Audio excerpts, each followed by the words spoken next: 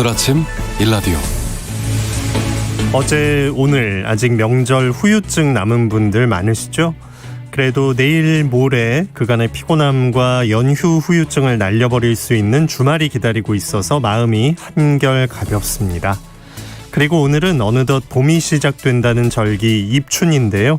한파가 찾아오긴 했어도 마음엔 이미 봄이 시작된 것 같습니다. 여러분 새 봄에 어떤 계획 세우고 계십니까? 유영만님은 청춘 경영에서 이렇게 조언합니다. 남보다 잘하려고 하지 말고 전보다 잘하려고 노력하라. 진정한 경쟁은 자기와의 싸움이 아닌가 싶은데요. 남보다 잘하려다 보면 사고가 생기기도 하고 또 이기지 못해서 분하기도 하고 패배의 아픔이 더 크게 느껴질 수도 있습니다.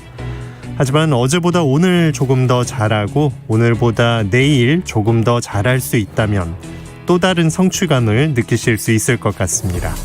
다른 사람과 싸움에서 나와의 싸움으로 올봄 경쟁의 목표를 바꿔보시면 어떨까 싶네요. 2월 4일 금요일 오늘 아침 일라디오 출발합니다. 저는 아나운서 김재홍입니다.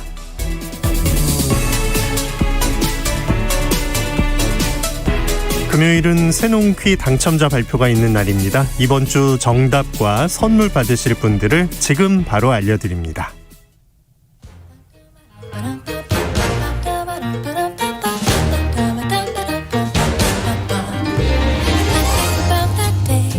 우리 땅, 우리 바다에서 자란 맛있고 귀한 농수산물 정보가 있는 시간, 세상의 모든 농수산물 퀴즈 새농퀴. 이번 주 문제부터 다시 보겠습니다.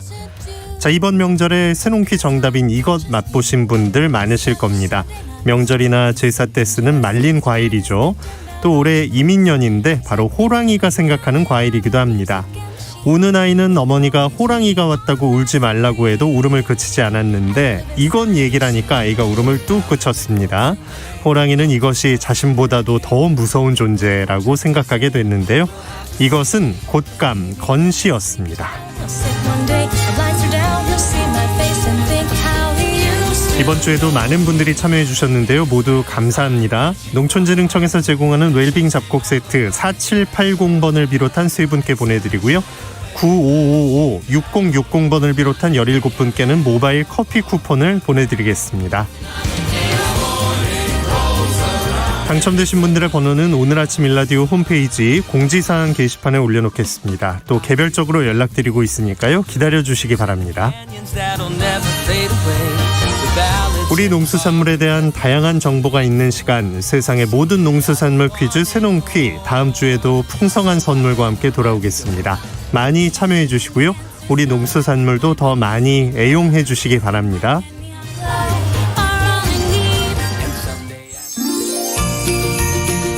유익한 정보와 살아있는 이야기가 있습니다. KBS 오늘 아침 일라디오. 한국농촌경제연구원이 지난해 도시민 1,500명, 농업인 1,000여 명 등 2,500여 명 국민들에게 농업과 농촌을 주제로 설문조사한 결과를 지난달에 발표했습니다. 도시민 10명 중에 6명꼴로 농업, 농촌의 공익적 가치에 대해 긍정적으로 인식하고 있고 추가 세금을 부담할 의사가 있다라고 답했습니다.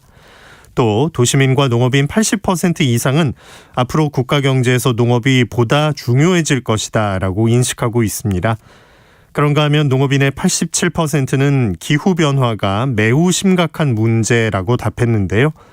농수산 이슈, 오늘은 농업, 농촌에 대해 국민들이 어떤 생각을 갖고 있는지, 어떤 시사점이 있는지 알아봅니다. 한국농정신문 원재정 기자 전화 연결합니다. 안녕하십니까? 네, 안녕하세요. 한국농정신문 원재정입니다. 네, 2021 농업농촌 국민의식조사 결과 지난달에 발표가 됐는데 누가 왜 이걸 하는지부터 설명을 좀 들어보겠습니다. 네, 지난달 19일 한국농촌경제연구원이 2021년 농업농촌 국민의식조사 결과를 발표했습니다. 농업농촌에 대한 국민의식조사는 올해에만 특별히 발표한 것은 아니고요. 매년 11월부터 12월까지 한 달간 조사하고 이듬해 1월에 발표해왔습니다. 2021 농업농촌 국민의식조사 역시 지난해 11월 19일부터 12월 17일까지 한 달 동안 농업인 1,044명과 도시민 1,500명 등 모두 2,544명을 대상으로 조사했습니다. 이 조사를 시행한 한국농촌경제연구원은 국무총리 산하 국책 농업연구기관이고요. 농업농촌 국민의식조사는 2004년 이전에는 농업인만을 대상으로 농업농촌에 대한 실태, 시사점을 파악해서 정책 자료로 사용해왔고 2004년부터는 농업인뿐만이 아니라 도시민까지 국민의식조사라는 이름으로 대상을 확대해서 2021년 조사까지는 18년째 발표되고 있습니다. 네. 전통 있는 농업 농촌에 관한 의식조사라고 보면 될 것 같은데 이번에 나온 그 결과의 특징점은 뭐가 있을까요? 네, 우선 국민 대다수가 농업농촌이 굉장히 중요하다 이렇게 답을 하고 있고요. 또 우호적 인식이 굉장히 높다는 사실을 확인할 수 있습니다. 우리 경제에서 수출이 중요한 위치에 있기 때문에 상대적으로 농업이 덜 중요한 분야이고 또 그렇기 때문에 수출을 위해서라면 농업희생을 당연하게 치부해왔잖아요. 그 결과가 또 오늘날의 이 쇠락한 농업농촌의 모습이기도 한데요. 그런데 이 농업농촌에 대한 의식조사에서는 도시민과 농업인 모두 국가 경제에서 농업이 보다 중요해질 것이라고 예상을 했습니다. 응답 비율을 보면 농업인의 80.1%, 그 도시민의 83.6%가 향후 국가 경제에서 농업이 차지하는 위상이 중요해질 것이라는 건데요. 이게 의미가 있는 건 2015년 또 2019년 조사 결과와 비교해 보니까 이 비중이 점점 더 많아지고 있다는 겁니다. 네. 농업과 농촌이 우리 생활에 어떤 영향을 미친다라고 생각하고 있을까요? 네, 그 농업농촌이 중요한 역할이 무엇인지 이렇게 묻는 질문에 농업인의 49%, 또 도시민의 39.3% 이 두 그룹 모두 1순위로 식량 생산을 꼽았습니다. 또 농업농촌의 공익적 기능이 가치가 많다는 것에도 공감대가 굉장히 두터웠는데요. 농업농촌의 공익적 기능이라면 뭐 식량 생산, 국토환경, 자연경관의 보전, 토양유실 및 홍수방지, 생태계 보전, 그리고 뭐 농촌사회 고유 전통과 문화 보전 이런 것들이 있는데 이런 기능이 보전 가치가 있다고 본 것입니다. 네. 농업농촌의 공익적 기능이 가지는 가치가 많다고 답한 도시민은 2020년에는 56.2%였는데 이것도 3.2%포인트 증가한 것으로 조사됐습니다. 그래서 또 물었습니다. 이 농업농촌의 공익적 기능 유지를 위해서 추가 세금 부담에 동의하는지 이 여러 언론에서도 이 부분을 좀 강조했는데요. 도시민의 60.1%가 납세자의 추가 부담 여부에 찬성했습니다. 찬성 답변 역시 2020년 53.2%보다 6.9%포인트 증가했는데요. 그리고 추가 세금 부담 반대 답변은 2020년 37%보다 9.1%포인트 감소한 27.9%로 조사됐습니다. 네. 자, 농업농촌 국민의식조사에서 또 확인할 수 있었던 점은 뭐가 있을까요? 네, 농업농촌 국민의식조사는 앞서 설명드린 대로 이 농업농촌에 대한 전반적인 인식을 조사한 부분이 있고요. 또 귀농귀촌과 농업인의 생활 만족도를 조사한 부분, 농업농촌에 대한 주요 이슈에 대한 인식조사 이렇게 세 부분으로 나눌 수 있습니다. 이번 조사 결과 농업농촌에 대한 국민의식은 전반적으로 우호적이다라는 것을 확인했고 귀농귀촌과 관련된 조사 결과를 좀 설명을 해드리면 네. 도시민의 3분의 1은 은퇴 후에 귀농귀촌을 희망하고 있는 것으로 나타났고요. 귀농귀촌 희망 이유로는 자연 속에서 건강하게 생활하기 위해서라는 응답이 응답자의 절반이 넘는 53%가 답변을 했습니다. 그 다음은 시간에 얽매이지 않는 자유로운 생활이 하고 싶어서라고 21.9%가 답변을 했습니다.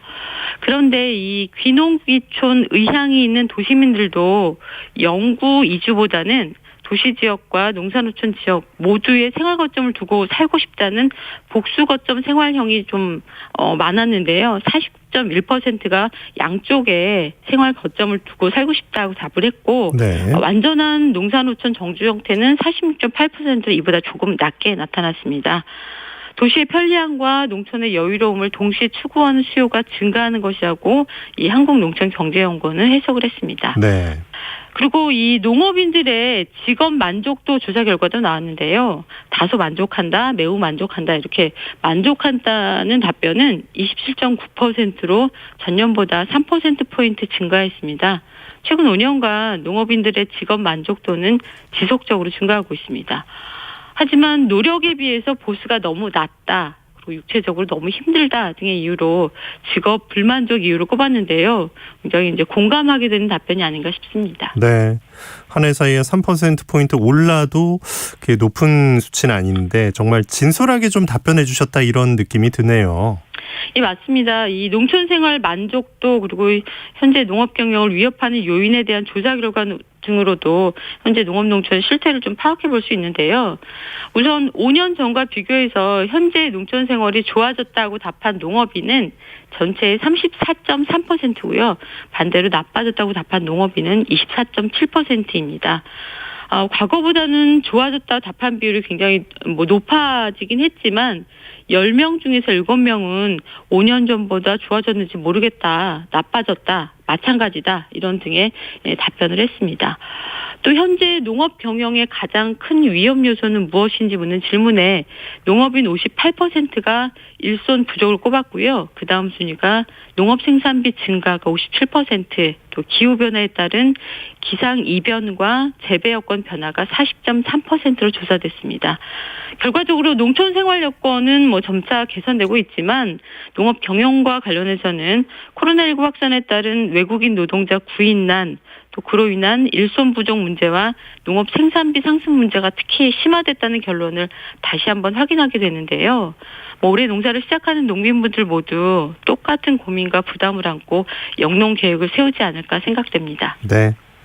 자, 이번 조사에서 농업 농촌에 관한 인식, 또 귀농귀촌, 또 농업인 생활 만족도 말고도 국민들이 생각하는 그 주요 이슈까지도 결과가 나왔다는 거죠? 네, 생각보다 많은 국민들이 농업농촌에 관심을 두고 계시는구나 하는 생각도 들었는데요. 이 농업농촌 주요 이슈에 대한 인식조사 결과에서도 확인할 수 있었습니다. 2021년 농업농촌 이슈 중에서 관심이 가장 많았던 분야는 무엇인가 하는 질문에 농업인은 이 36.2%로 농민수당 문제에 가장 관심이 높았다고 답했습니다. 그리고 자연재해, 태풍이라든가 장마 이런 자연재해의 34.7%, 또 농산물 가격 안정의 28.4%, 공익직불제 실시가 26.3% 순으로 관심도를 나타냈습니다. 도시민은 이 중요한 이슈에 대한 순서가 조금 다른데요. 아무래도 소비자 입장이다 보니까 농산물 가격 안정이 39.4%로 가장 관심이 많았습니다. 네. 그리고 자연재해는 36.9%가 이제 관심이 높다 이렇게 나타냈고요. 특히 조금 다 색다른 점이라면 2021년엔 도시민이 기후변화, 탄소 중립 문제를 30.1%가 관심이 있었다고 답해서 새로운 이슈로 이 농업에 있어서 기후변화가 급상승하는 것을 확인할 수 있었습니다. 농지 제도에 대한 조사 결과도 눈여겨봐야 하는데요. 농업인의 75.6%, 도시민은 이보다 더 높은 71.8%가 최소한 현재 농지 규모를 유지해야 한다고 답했습니다. 반대로 지역균형 발전 등을 생각하면 다른 용도로 농지를 전용해서 개발에 활용할 수 있도록 해야 한다 이런 의견은 농업인은 20.8%, 도시민은 18.9%에 불과했습니다. 농지 문제에 관한 한 농업인, 도시민 모두 농지 고유의 기능을 우선시해서 현재 규모 이상의 농지가 유지돼야 한다는 점에 공감하고 있다는 사실을 확인할 수 있었습니다. 네. 해마다 해오고 있는 조사인데 특히 이번 결과가 좀 나타내는 점 어떻게 분석해 보셨나요? 네, 국민들이 농업농촌을 보존하고 지켜야 한다는 그런 응원을 하고 있다는 사실이 어려운 여건에서 농사를 짓고 계신 농민분들에겐 가장 큰 힘이 되지 않을까 싶습니다. 농지를 보존하고 또 농업의 공익적 가치를 증진시키기 위해서 추가 세부담은 물론 농업인들의 세제 혜택에도 긍정적인 답변이 우세합니다. 하지만 지난해 이 농림법 총조사 결과는 굉장히 비관적인데요. 사람이 떠나는 농어촌, 더 이상 인구가 늘어날 가능성이 보이지 않는 지표들로 가득했거든요. 이 농업농촌을 보존해야 한다는 국민의식은 높지만 이를 실현할 정책이 뒤따르지 못하는 안타까운 상황이라고 생각됩니다. 농업을 되살릴 농업정책이 오는 3월 대통령 선거를 기점으로 재편성됐으면 좋겠습니다. 네. 농수산 이슈 한국농정신문 원재정 기자와 함께했습니다. 고맙습니다. 네, 고맙습니다.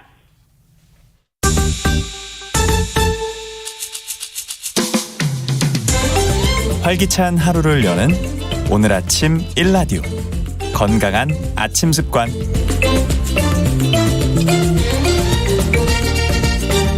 안녕하세요. 오늘 아침 힐링타임. 저는 필라테스 하는 방송인 양정원입니다. 잘못된 자세나 스트레스로 목에 통증이 있는 분들께 특히 좋은 목 좌우 스트레칭. 함께 해보실까요? 가장 기본적인 동작이지만 목, 어깨 근육 뭉침을 풀어주고 유연하게 해주는 동작입니다. 자, 먼저 머리를 오른쪽으로 지그시 기울여주세요. 손이 자유로우신 분은 오른손으로 머리 반대쪽을 감싸고 오른쪽으로 당기듯이 지그시 눌러주세요. 이때 왼쪽 어깨가 따라 올라가지 않게 주의해주세요. 하나, 둘, 셋, 넷, 다섯. 이때 귀가 어깨에 닿는 느낌으로 쭉 늘려주세요. 자, 이제 왼쪽으로도 천천히 머리를 기울여 목을 늘려볼게요. 하나, 둘, 셋, 넷, 다섯. 가능하시면 좌우 5초간 3회씩 반복해주세요. 오늘도 여러분의 건강한 하루를 응원합니다. 저는 양필라 양정원이었습니다.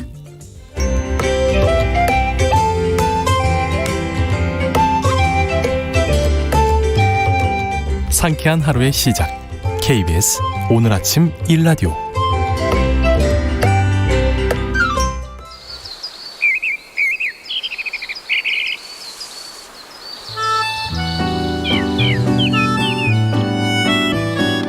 숲으로 가는 길.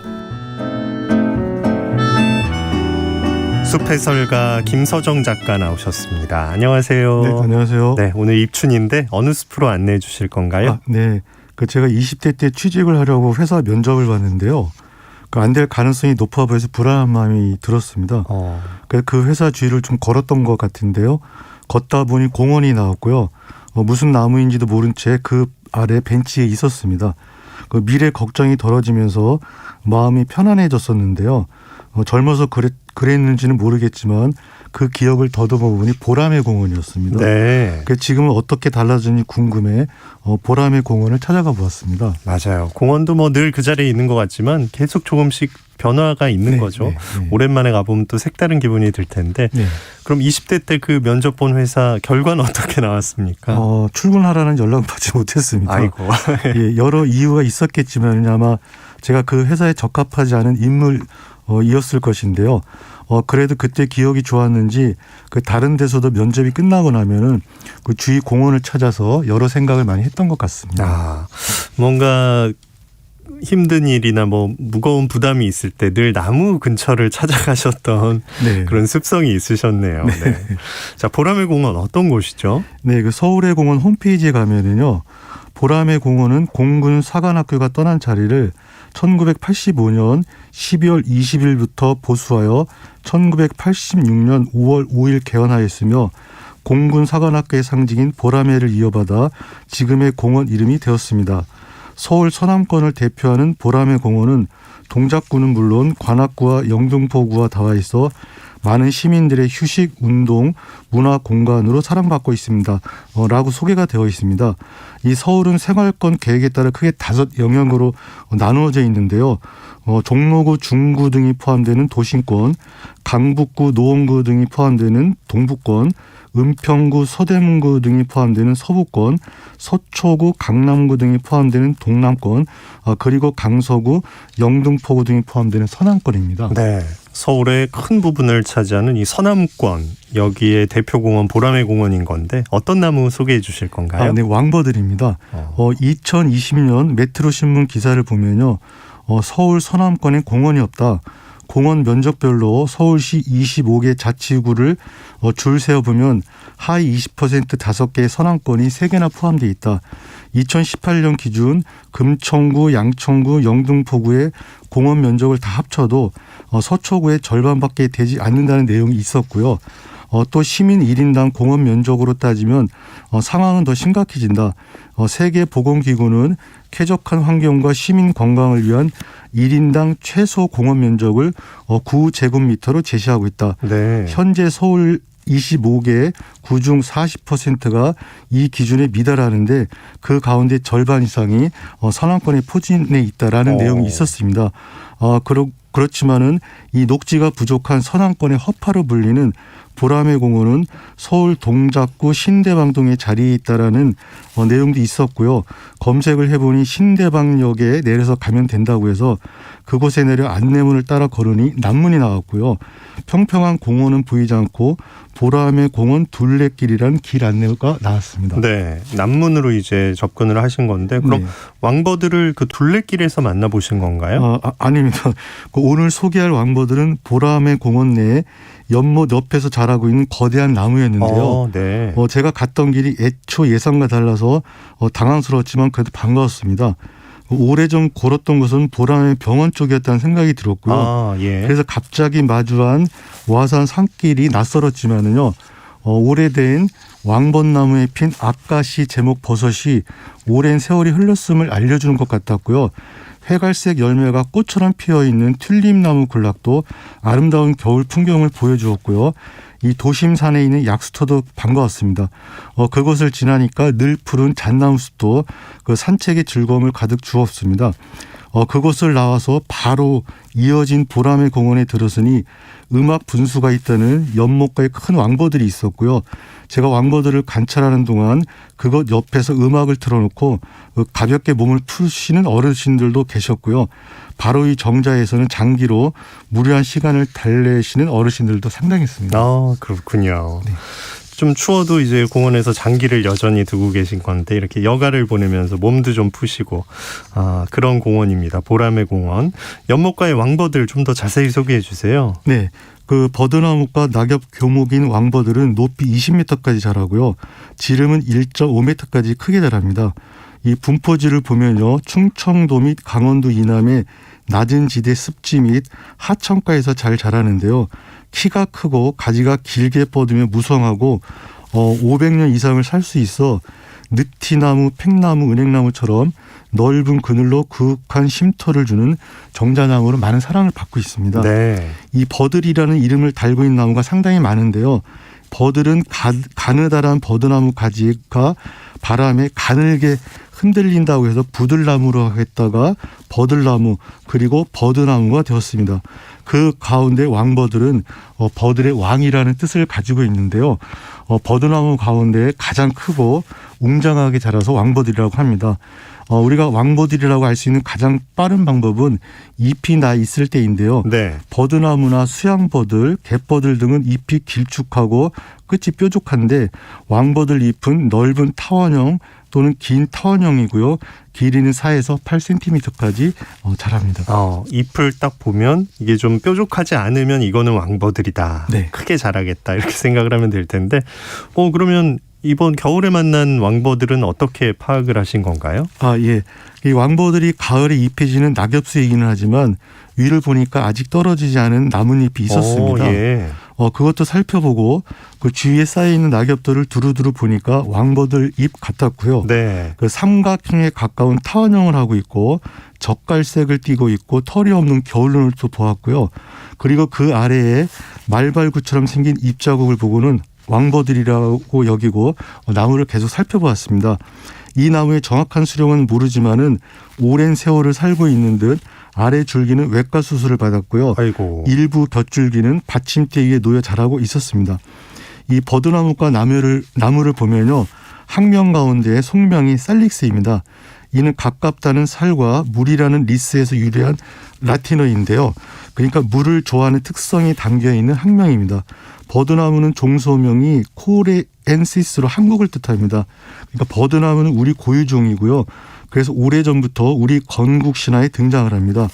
이 물의 신인 하백이 낳은 딸이 유화부인, 즉 고구려를 세운 주몽의 어머니이신데요. 유화부인의 유가 버드나무를 뜻합니다. 네. 이 왕버들의 또 종소명은 케노메로이데스인데요. 잎이 장미과 명자나무 속과 닮았다는 뜻을 가지고 있지만은요. 왕버들도 우리 고유종으로 경북 성주, 그다음에 청송 주산지 왕버들, 전북 남원 광안루 왕버들 등 왕버들이 만들어놓은 멋진 풍광이 많이 있으니까 왕버들 아래에서 잠시 머물면서 좋은 생각을 많이 하시면 좋을 것 같습니다. 네, 진짜 우리 우리 머릿속에 그려지는 풍경에 늘 함께하던 왕버들이네요. 네. 그럼 청송 주산지 왕버들 같은 건 이제 물속에서 이렇게 자라 있는 것으로 네네네. 유명한데 그게 어떻게 가능하죠? 네. 그 천연기념물을 관리하는 국립문화재연구소가 발간한 2020 천연기념물 왕버들 생육 진단 및 관리 방안 마련 책자를 보면요. 이런 내용이 있습니다. 일반적인 수목은 물에 잠기면은 공기와 차단됨에 따라 토양 내 산소가 부족해지고 뿌리의 기능이 떨어져 괴사하게 된다. 네. 그러나 버드나무류가 물에 잠기면 수목 내 생리 물질인 식물 호르몬의 농도 변화로 이산화탄소와 유해가스를 배출시키게 되고 부정근이 발생함으로써 물에 잠겨 쇠약해지거나 고사한 뿌리의 기능을 대체하게 된다라고 나와 있는데요. 부정근은 뿌리가 아닌 줄기에서 2차적으로 발생하는 뿌리를 말합니다. 줄기가 그 뿌리 기능을 대체하는 거네요. 네네. 야, 그런 물속의 환경에서도 잘 자라는 나무 진짜 참 경이롭습니다. 다른 나무는 어떤 거 소개해 주실 건가요? 네. 왕버들도 여느 나무처럼 환경이 달라지면은 위험해질 수가 있습니다. 그래서 오래된 왕버들이 더 오래 살려면 물도 예전처럼 좋아야 하고요. 토양도 오염이 되지 말아야 하는데요. 이를 위해 함께 노력하면 좋을 것 같고요. 네. 그곳을 나와서 연못 주위 산책길을 계속 걷는데 수양버들이 많이 있었고요. 정자 앞에 있는 왕버들 맞은편에 왕버들이 또 있었는데요. 거기에는 왕버들이라고 추측함 이런 문구가 있었습니다. 솔직하네요. 예. 네, 그래서 왕버들과 거의 같지만 입자루나 가지에 털이 있는 털 왕버들과 아직 명확한 구분이 이루어지지 않아서 그렇다는 생각만 잠시 해봤을 뿐 계속 걸었습니다. 네. 그래서 비행기들이 전시되어 있는 곳을 지나니까 유아숲 체험원이 있었어요. 그래서 궁금해 들어가 보니까 입구에 흰빛에 가까운 회색빛을 띤 열매들이 꽃처럼 달려 있어 가죽나무가 아닐까 생각했고요. 마침 가죽나무라는 표시도 있어서 가죽나무를 소개해드리겠습니다. 네. 그 열매가 금방 또 눈에 띄게 만든 거였네요. 네. 가죽나무는 네. 어떤 나무입니까? 네, 가죽나무는 그 소태나무과 낙엽 교목인데요. 높이 25m까지 자라고요. 지름은 1m까지 자랍니다. 이름과 관련해서는요. 먼저 멀구슬 나무과인 참중나무를 말씀을 드리겠습니다. 네. 참중나무 잎은 먹을 수가 있습니다. 주로 절에 심었고요. 스님들이 드신다고 해서 진짜 중나무에서 참중나무가 되었다고 하고요. 가죽나무는 소태나무처럼 잎에서 냄새가 나서 먹을 수가 없습니다. 그래서 가짜 중나무에서 가죽나무, 가죽나무가 되었다고 합니다. 예. 그런데 제가 숲해설 할 때 이렇게 이야기하면은 도감처럼 이야기를 하면은 충청도와 경상도에 사셨던 분들은 참중나무를 가죽나무라고 부르고 가죽나무는 또 개가죽나무라고 이렇게 부르십니다. 네. 그래서 서로 과도 다르고 가죽나무는 잎이 13개에서 27개로 홀수로 끝나고 참중나무는 10개에서 22개로 짝수로 끝나고 열매도 가죽나무는 시가로 단풍나무 열매처럼 이 프로펠라를 닮아 있고 참중나무는 삭가로 원형에서 5갈래로 갈라지는데 잎의 형태나 키가 비슷해 이름이 닮아 있는 것 같습니다. 네. 일단 먹어봐서 이게 먹을만한지 아닌지로 파악을 하면 되겠네요. 네, 맞습니다. 그래서 이 가죽나무도 참중나무도 중국이 원산인데요. 참중나무는 사람이 심고 키워야 잘 자라지만 가죽나무는 프로펠러 같은 날개가 달려 있어서 우리 주변에서 저절로 잘 자라는 나무입니다. 그래서 이 서울 같은 경우도 주변에 자세히 보시면은 가죽나무가 많이 자라고 있는 거 우리가 네. 볼 수가 있습니다. 특히 겨울에는 먼 곳에서 봐도 가지 위쪽에 눈꽃이 내린 듯 손뭉치를 덮은 듯 흑갈색 가지와 구분되는 풍경을 보면요. 가죽나무라고 추측을 할 수가 있는데요. 조선왕조실록을 보면은 선비들은 쓸모없는 사람으로 가죽나무를 비유했고요. 장자를 보면은 쓸모없는 나무로 인식이 되었기 때문에 타고난 수명을 누린다면서 쓸모없다는 게 오히려 장점이 되어 있다는 그 글이 나와 있습니다. 그래서 보라매 공원 답사 내내 다양한 나이대의 사람들을 많이 볼 수가 있었는데요. 어떤 시선을 가지냐에 따라 쓸모가 있을 수도 있고 쓸모가 없을 수도 있을 것 같은데요. 지구 최초 생명 에너지를 만드는 나무는 모두 쓸모가 있는 것 같고요. 우리도 존재 자체는 쓸모가 있는 거라고 봐야 할 것 같습니다. 어디에 어떻게 쓰일지 나무를 보면서 좋은 생각을 하면 좋은 일들이 많이 생길 것 같습니다. 네. 무엇보다 나무를 좀 자주 보고 많이 보고 생각도 많이 하는 게 중요할 것 같습니다. 숲으로 가는 길 오늘도 숲해설가 김서정 작가와 함께했습니다. 고맙습니다. 네, 감사합니다. 자, 오늘 입춘 한파가 찾아왔습니다. 중부와 경북엔 여전히 한파특보가 발효 중인데요. 서울의 아침 기온 영하 8도, 체감온도는 영하 12도까지 떨어지면서 전국적으로 강추위가 기승을 부리겠습니다. 낮 기온도 어제보다 더 내려가서 종일 춥겠는데요. 서울이 영하 2도, 대전 2도, 대구는 4도, 광주는 5도로 예상됩니다. 눈 소식도 있습니다. 충남 서부, 전북 서해안엔 아침까지 눈이 조금 내리겠고요. 밤부터 다시 구름이 발달하면서 충청과 호남, 제주도에 많은 눈이 집중되겠습니다. 오늘 아침 일라디오 듣고 계십니다. 지금 시각은 6시 46분입니다.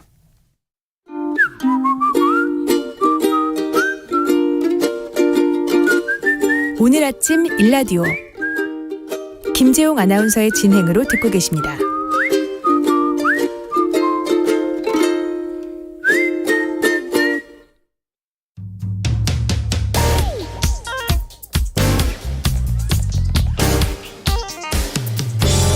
오늘 아침 뉴스 브리핑. 정상근 기자와 함께합니다. 안녕하십니까? 네, 안녕하십니까? 네, 코로나19 상황 먼저 살펴주시죠. 네, 어제 코로나19 신규 확진자 수가 22,907명이었습니다. 그 전날보다 2,600여 명 이상 늘었고요. 또 역대 최다 확진자를 기록했습니다. 그리고 오늘은 어제보다 더 크게 늘어서요. 이 3만 명 가까운 확진자가 나올 것으로 예상이 되고 있습니다. 다만 위중증 환자는 아직까지 늘지 않고 있는데요. 어제도 274명으로 엿새째 200명대를 유지하고 있습니다. 사망자도 매일 두 자릿수가 발생하고 있습니다만 이 누적 치명률도 조금씩 낮아지고 있는 상황입니다. 네, 코로나19 진료 체계가 좀 바뀌었는데 혼란스러운 상황이 발생했다고요? 네, 어제부터 이 코로나19 진료 체계가 바뀌면서 동네 병의원에서 코로나19 검사 치료가 시작이 됐습니다. 다만 어느 병원에 가야 검사를 받을 수 있는지 그 공지가 제대로 이루어지지 않아서 혼란스러운 상황이 이어졌는데요.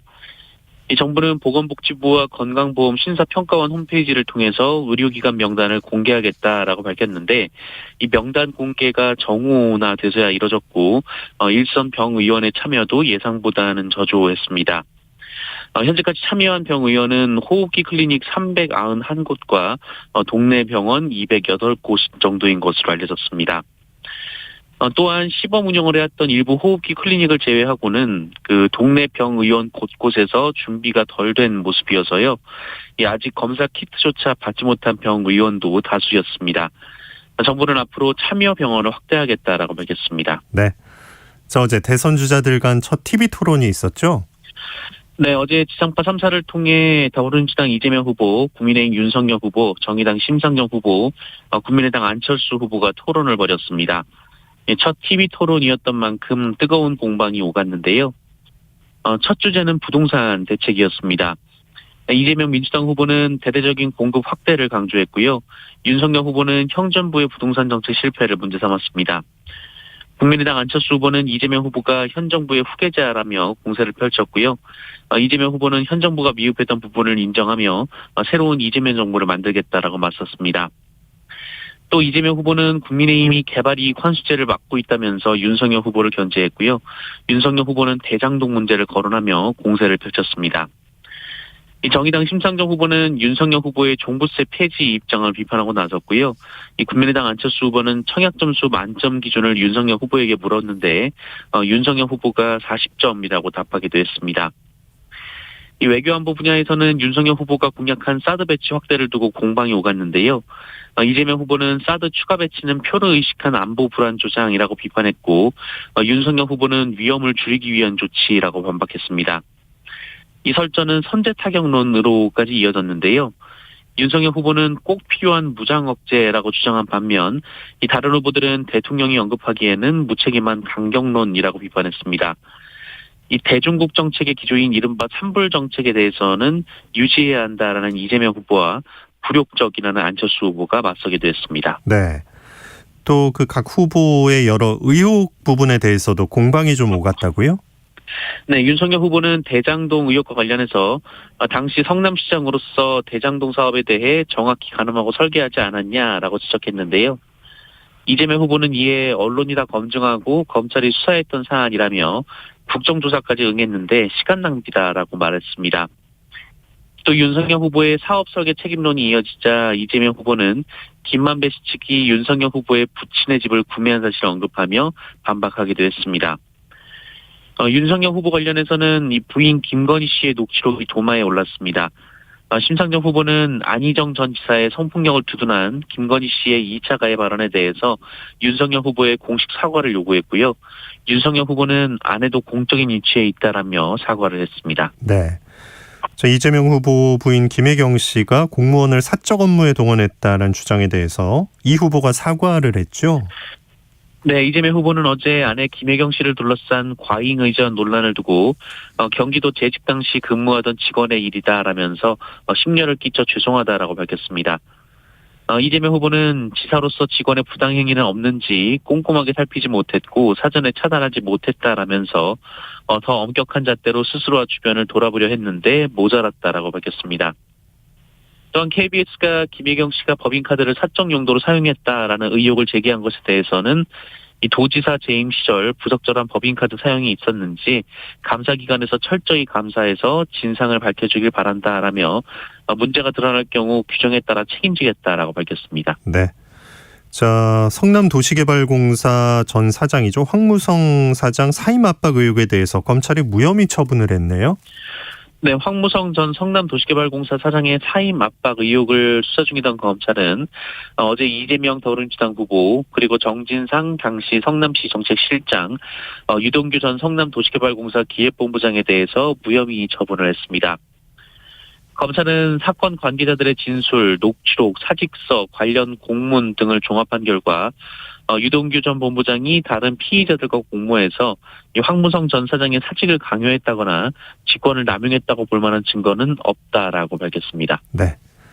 자, 김정숙 여사가 피라미드를 방문했다고 하는데 이게 좀 논란이 되고 있다고요? 네, 문재인 대통령의 부인 김정숙 여사가 지난달 이집트를 공식 방문한 기간에 피라미드를 비공개로 관람한 것으로 알려졌습니다. 개인 일정은 아니었다고 하고요. 그 이집트 문화부 장관과의 동행 일정이었다고 합니다. 이 청와대에 따르면 관광산업 촉진을 위해서 이집트 측이 요청한 일정이었다고 하고요. 이 비공개 공식 일정이었기 때문에 언론에 알리지 않았다라고 밝혔습니다. 그런데 정치권과 일부 언론에서는 오미크론 변이가 확산하는 상황에서 굳이 피라미드를 방문했어야 했냐 이렇게 주장을 하고 있고요. 또 몰래 관람이라며 이 순방을 가서 관광을 했다라는 비판도 하고 있습니다. 하지만 청와대는 이집트 측의 정중한 요청을 거절했다면 외교적 결례에 해당된다라고 논란을 일축했습니다. 네. 자, 흔한 사고는 아닌데 열차와 화물차가 충돌을 해서 2명이 숨지는 사고가 있었네요. 네, 어제 오후 3시 40분쯤 이 경북 영천시 삼부 건널목에서 이 달리는 무궁화 열차와 1톤 트럭이 충돌하는 사고가 있었습니다. 이 사고로 열차가 탈선하진 않았지만 이 트럭에 타고 있던 2명이 중상을 입고 병원으로 옮겨졌으며 모두 사망했습니다. 사고가 난 무궁화 열차에는 132명이 탑승하고 있었고요. 이 동해를 출발해 동대구로 향하고 있었습니다. 열차에 탑승 중인 승객들 중에서는 부상자는 없었던 것으로 전해지고 있습니다. 이 사고가 난 선로는 단선 구간으로 양방향 열차 운행이 약 1시간 20분 정도 지연됐지만 이후 운행이 재개됐습니다. 소방청은 건널목에서 트럭이 열차 선로로 진입해서 무궁화 열차와 충돌한 것으로 추정하고 정확한 사고 원인을 조사하고 있습니다. 네. 자, 부모의 돈으로 세금을 탈루한 혐의를 받는 사람들 국세청이 집중 조사할 거라고요? 네, 부모 돈으로 고급 주택을 사거나 빚을 갚는 식으로 증여를 받고도 세금을 피한 혐의를 받는 220여 명이 국세청 세무조사를 받게 됐습니다. 이들은 10대에서 30대로 많게는 수십억 원을 부모 도움으로 대출을 상환하고 생활비를 써왔다라는 의심을 받고 있습니다. 일례로 500만 원 정도의 연봉을 받는 30대 직장인은 여러 채의 집을 사느라 수십억 원의 빚을 졌는데 임대사업자인 아버지가 대신 갚아줬고요. 또 1년간 쓴 생활비가 2억 원에 달하는데 모두 아버지 신용카드에서 나온 것으로 전해졌습니다.